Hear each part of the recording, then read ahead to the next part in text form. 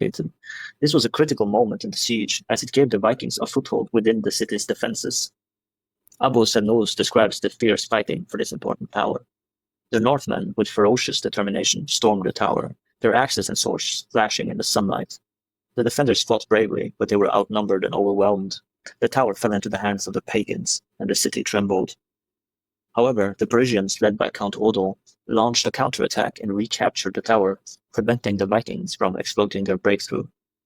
This turning point is highlighted by historian Jim Bradbury in his book, The Routledge Companion to Medieval Warfare. He writes, "The recapture of the tower by the Parisians was a crucial moment in the siege. It demonstrated their resilience and their determination to resist the Viking onslaught. It also prevented the Vikings from gaining a decisive advantage." The siege of Paris in 1885 to 1886 was a testament to the ingenuity and adaptability of both the Viking attackers and the Parisian defenders. Just imagine the scene beneath the walls of Paris, a subterranean battleground where Viking and Parisian forces clashed in a desperate struggle for control. This was the realm of mining and countermining, a dangerous and often deadly tactic employed during sieges in the Middle Ages. The Vikings were skilled in the art of mining. They would dig tunnels beneath the city walls. In his book Viking Warfare, archaeologist and historian Neil Price describes the process.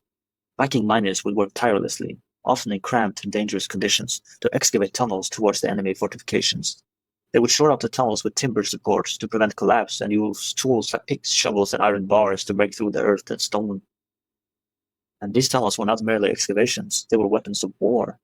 The Vikings would sometimes deliberately collapse the tunnels, hoping to bring down sections of the wall and create the opening for their assault. This tactic is described by military historian Peter Burton in his book Medieval Siege Warfare. He writes, "Mining was a risky tactic, but it could be devastatingly effective if successful. By undermining the foundations of a wall or a tower, the attackers could cause a catastrophic collapse, creating a breach for their forces to exploit." But the Parisians were not passive victims in this subterranean struggle.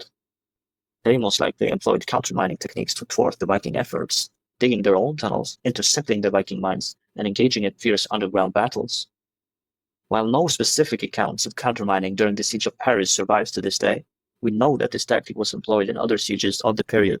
For example, the Annales Santenses describes the use of countermining during a siege in Aachen in 1881, a siege preceding the siege in Paris.